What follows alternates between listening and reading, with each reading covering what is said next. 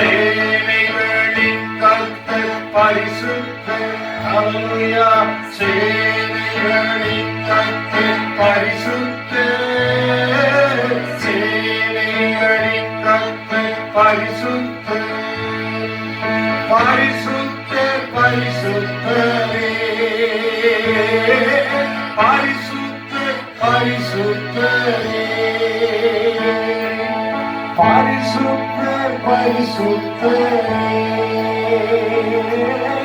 பரிசுத்தர் பரிசுத்தரே.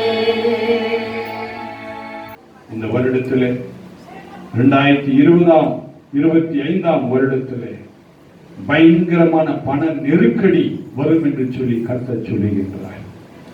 இந்த பண நெருக்கடி மத்தியிலே ஒருவேளை உன்னை சுற்றி அநேக காரியங்கள் நடக்கலாம். ஆனால் கர்த்தரை அழியும்படி தொடர்ந்து நீ போகும் பொழுது பண நெருக்கடியிலிருந்து தேவன் உன்னை காப்பாற்றுவார். மட்டுமல்ல, இந்த வருடத்திலே கிறிஸ்தவர்களுக்கு என்று சில பயங்கரமான நெருக்கடி வரப்போகின்றது. விசேஷமாக ஊழியம் செய்யும் ஒவ்வொரு ஊழியக்காரனுக்கும் பயங்கரமான நெருக்கடி வரப்போகின்றது. ஆனால் நீ கர்த்தரை அறியும்படி தொடர்ந்து நீ போகும் பொழுது கர்த்தர் அருணோதயம் போல உன்னை அவர் புறப்பட செய்வார். ஒருவரும் உன்னை தொடவே முடியாது. கர்த்தர் மேன்மையானவைகளை நீ காணும்படியான பாக்கியத்தை அவர் தருவார். இந்த 2025 வருடத்திலே இந்த தேசத்தில் பயங்கரமான அரசியல் குழப்பங்கள் வரப்போகின்றது. நமக்கே புரியாத அளவுக்கு எந்த அரசியல் கட்சி சரியான கட்சி என்று சொல்லி தெரியாத நிலையிலே மனக்குழப்பத்திலே ஒவ்வொரு மனிதனும் பிடிக்கப்பட போகின்றான்.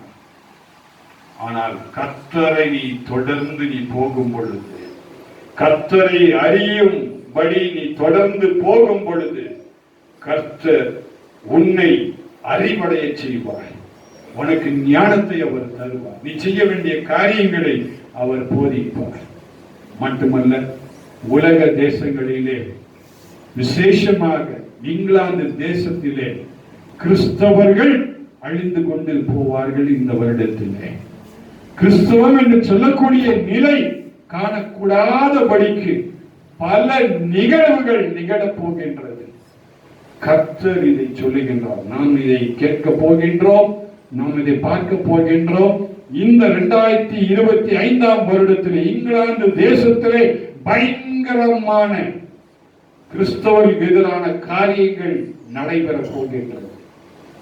மட்டுமல்ல, அமெரிக்க தேசத்தில் இருந்து இந்திய தேசத்தின் சில மக்கள் விரட்டி அடிக்கப்பட போகின்றார்கள். 2025 ஆண்டிலே பயங்கரமான காரியங்கள் அமெரிக்க தேசத்திலே இந்தியர்களுக்கு எதிராக நடைபெற போகின்றது. இதனால் பல அரசாங்கங்களின் குழப்பங்கள் ஏற்பட போகின்றது. இந்திய தேசத்தை குறித்து ஆண்டவர் சொல்லுகின்ற ஒரு காரியம் என்னவென்றால், இந்திய தேசமானது உலக அளவிலே மேன்மை அடைய போகின்றது. இந்திய தேசம் உலக அளவிலே ஒரு மேன்மையான ஒரு தேசம் என்று சொல்லி எல்லாரும் பாராட்டக்கூடிய ஒரு தேசமாக 2025 ஆண்டிலே இந்திய தேசம் மேன்மை அடைய போகின்றது. இதன் மூலமாக தேவன் நம்மை ஆசீர்வதிக்க போகின்றார். விசேஷமாக கர்த்தரை அறியும்படி அவரை தொடர்ந்து போகின்றவர்களுக்கு இந்த வருடம், இந்த 2025 வருடம் ஒரு மேன்மையான வருடமாக இருக்க போகின்றது.